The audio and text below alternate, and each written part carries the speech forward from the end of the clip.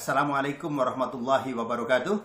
Saudaraku sekalian, tanggal 12 Juni 2020, kurang lebih pukul 14.00 waktu Indonesia Barat, saya menerima pesan singkat dari sahabat saya di Batam, yang kebetulan beliau adalah junior saya di Pondok Pesantren Kesugihan dan juga junior di Gerakan Mahasiswa. Hashari namanya. Aktivitas beliau sebagai Ketua Pospera Batam. Pesan itu berisi surat yang ditulis oleh Andian Napitupulu, Sekjen Pena 98, yang ditujukan kepada Presiden.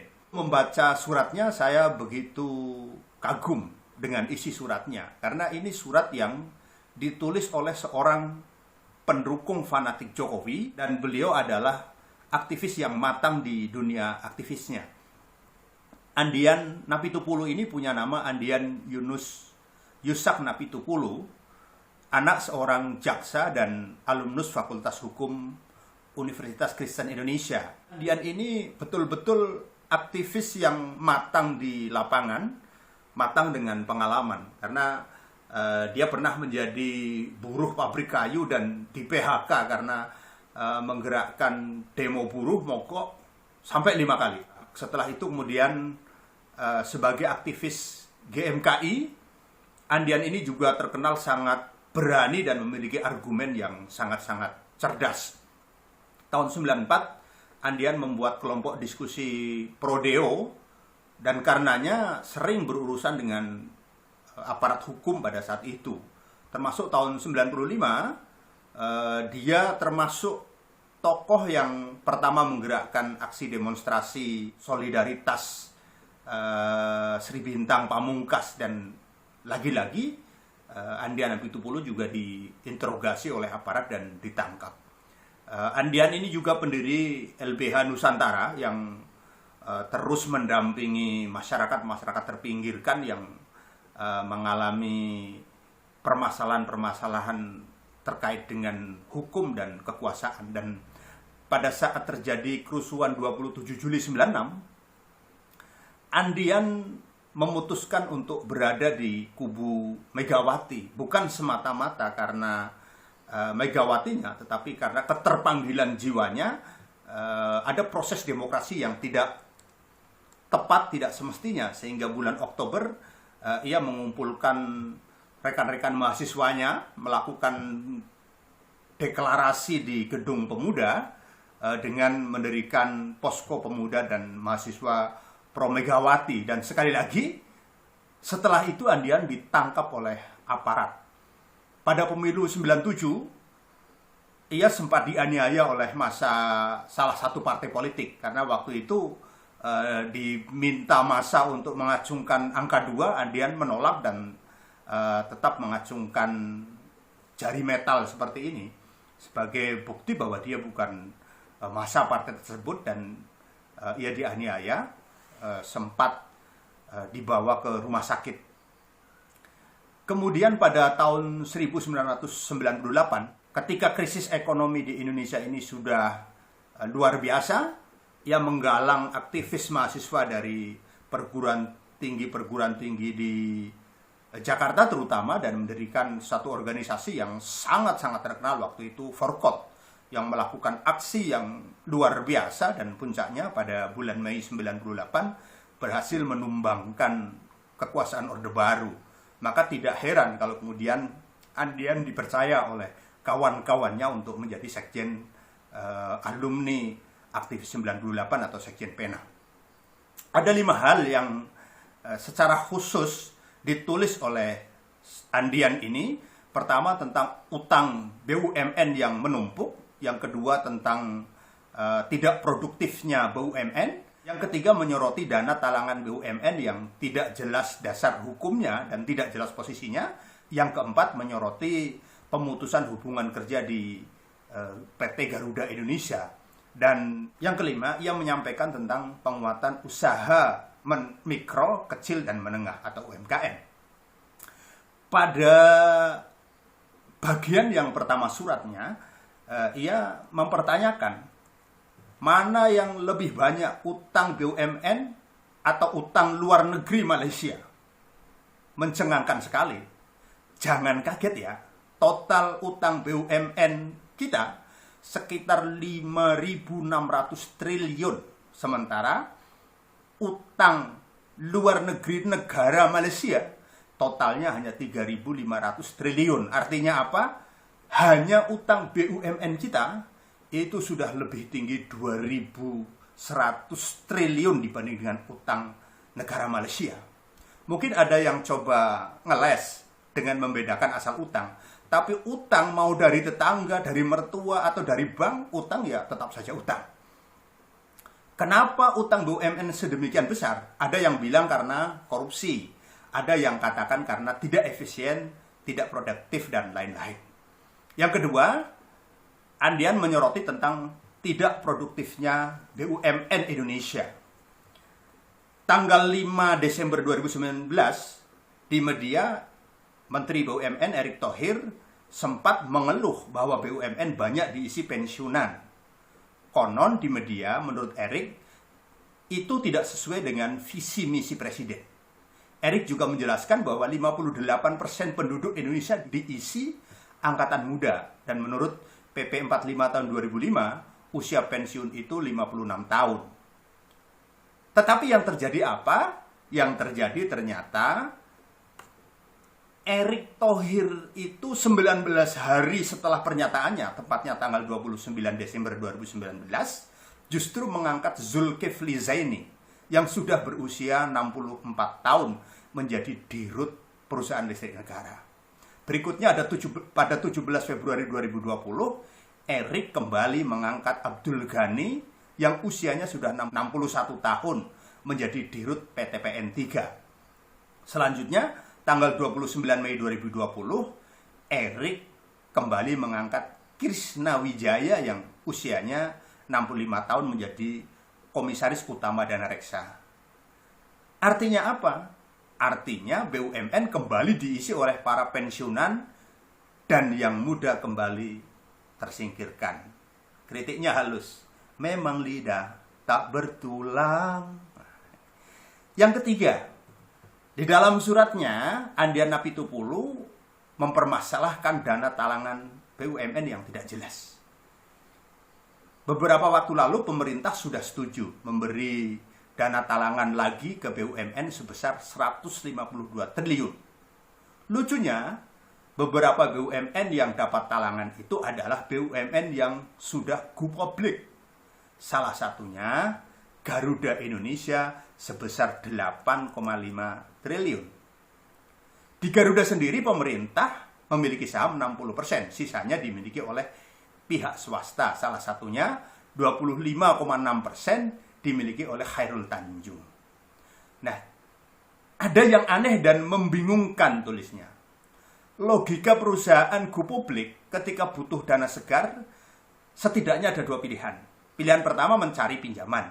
Yang kedua, menambah atau menerbitkan saham baru. Tetapi lucunya, status 8,5 triliun yang didapat Garuda ini tidak jelas diberikan sebagai apa. Apakah sebagai pinjaman atau penanaman modal atau sebagai tambahan saham negara. Di dalam peraturan pemerintah nomor 23 tahun 2020 tidak dikenal istilah pinjaman negara. Yang ada hanyalah penanaman modal negara. Penempatan dana tidak bisa di luar perbankan. Investasi atau penjaminan ketika negara memberikan uang kepada Garuda dari anggaran pemulihan ekonomi nasional, maka tidak ada pilihan pemberian tersebut harus dalam bentuk penanaman modal negara atau investasi. Tidak bisa yang lain kecuali pemerintah nekat menabrak PP yang dibuatnya sendiri. Dan itu adalah pelanggaran hukum yang tentu sedang ditunggu-tunggu menteri itu untuk memecahkan masalah, bukan membuat masalah. Kalau pemberian uang itu masuk pada kategori PMN atau investasi, maka konsekuensi hukum yang timbul adalah prosentase saham pemilik saham yang lain bisa tergerus atau terjadi delusi. Sebagai contoh, jika pemerintah memberi PMN Rp 8,5 triliun, maka bisa jadi 25,6% saham milik Chairul Tanjung berkurang tinggal 8,5%, atau mungkin di bawah itu. Boleh jadi karena manisnya rayuan wabah corona, pemerintah menjadi agak kurang fokus dan kurang jeli menegaskan status dana talangan itu. Yang penting bagi pemerintah adalah mencegah Garuda dari kebangkrutan agar tidak terjadi PHK besar-besaran. Yang keempat, Andian menyoroti tentang PHK di Garuda.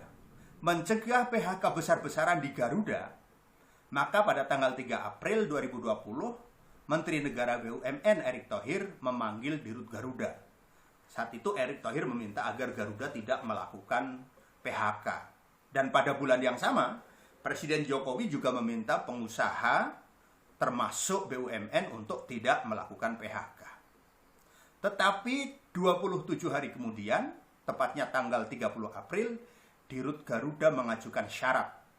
PHK bisa dicegah asalkan ada relaksasi finansial. Mungkin berniat menjawab keinginan Garuda, maka 18 hari kemudian, tepatnya tanggal 19 Mei 2020, Menteri Keuangan menjanjikan dana talangan untuk Garuda sebesar 8,5 triliun. Jauh lebih menguntungkan daripada relaksasi finansial. Setelah diminta jangan ada PHK oleh Presiden Jokowi dan Erick Thohir, lalu dana 8,5 triliun direncanakan oleh Menteri Keuangan. Kenapa yang terjadi justru PHK dan perumahan serta penderitaan massal Garuda? Tanggal 17 Mei 2020, sekitar 400 pramugari dirumahkan. 1 Juni 2020, ada 81-an pilot di PHK. Dan tanggal 2 Juni 2020, karyawan Garuda dirumahkan. Bahkan berdasarkan surat JKTDZ /7001/2020, sejak April hingga hari ini Garuda menunda dan memotong besaran pembayaran 10 hingga 50% dari gaji sekitar 25.000 karyawan. Lalu rencana dana talangan yang 8,5 triliun itu sesungguhnya untuk menyelamatkan siapa? Menyelamatkan Garuda, menyelamatkan karyawan, atau jangan-jangan menyelamatkan 40% saham yang dimiliki swasta.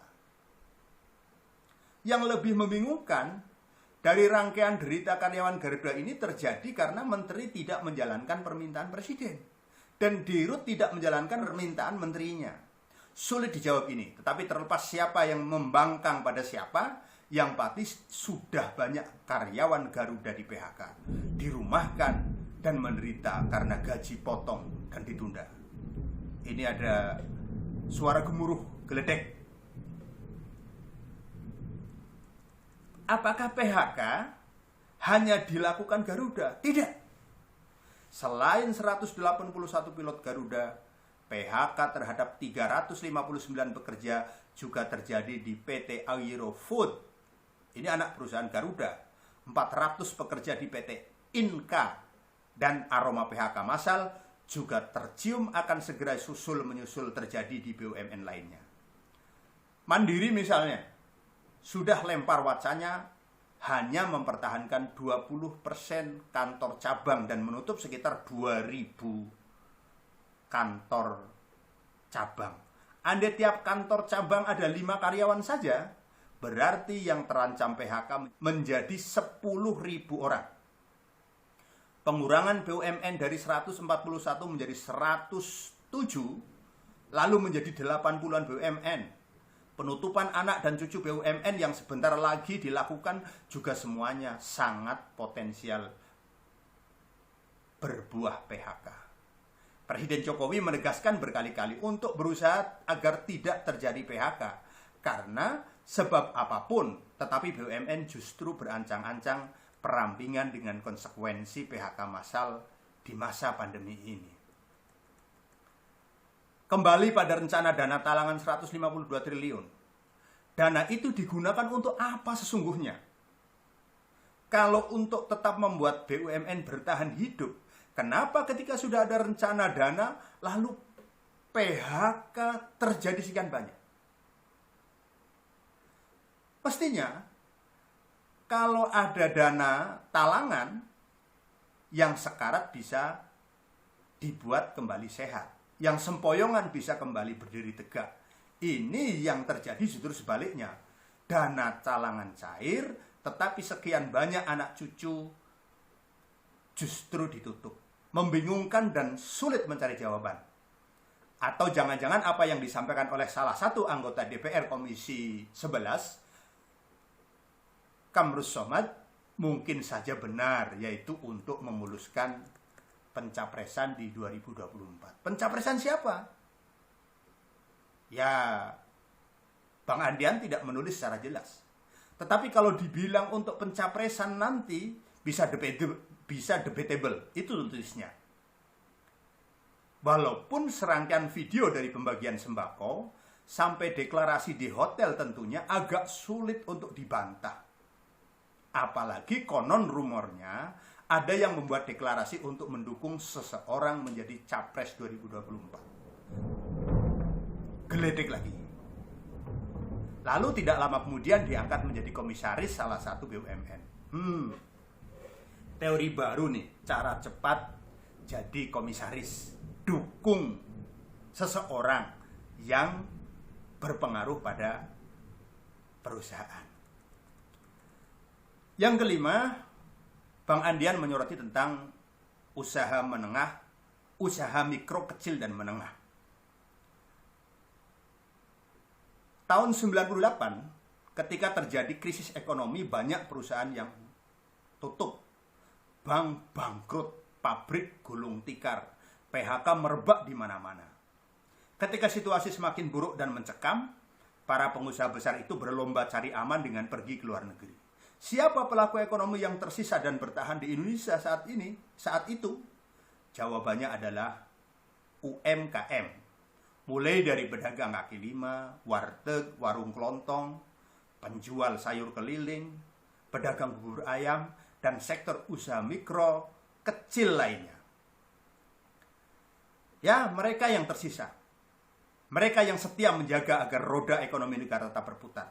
Ketika situasi kembali membaik, banyak pengusaha besar itu pulang lagi ke Indonesia dan berdiri di depan seolah-olah sebagai pahlawan, kembali berkoar, atur sana, atur sini. Situasi ekonomi serupa sedang terjadi di hari ini. Pabrik, kantor, bank, mal, bioskop, tempat hiburan, semua tutup. Ekonomi melemah. PHK menurut Kadin sudah tembus 6 juta orang. Defisit mencapai 1.039 triliun. Serupa tapi tak sama dengan tahun 98 karena krisis terjadi dari sebab yang berbeda. Untuk kesekian kalinya, UMKM kembali membuktikan keperkasaan, ketangguhan, dan kepahlawannya. Sudah hampir 4 bulan situasi darurat corona diberlakukan. BUMN menjerit, pengusaha besar menjerit, tapi UMKM walau terserok terus berjalan tanpa lobi-lobi. UMKM membuat roda ekonomi terus berputar di bawah. Transaksi jual beli tetap terjadi. Saat truk peti kemas hilang dari jalanan, di gang-gang dengan sepeda atau motor pelaku UMKM tetap mengirim tahu, tempe, kue rumahan, jamu, sayur, telur, dan bahan kebutuhan pokok tetap beredar dari tangan ke tangan, dari warung, di rumah kontrakan, dari kampung ke kampung. Tangguh luar biasa UMKM ini. Percaya atau tidak, mau tertawa, meremehkan, atau tidak, terserah. Tapi data menunjukkan bahwa usaha mikro di Indonesia mempekerjakan tidak kurang dari 107 juta orang. Usaha kecil 5,7 juta orang. Dan usaha menengah 3,7 juta orang.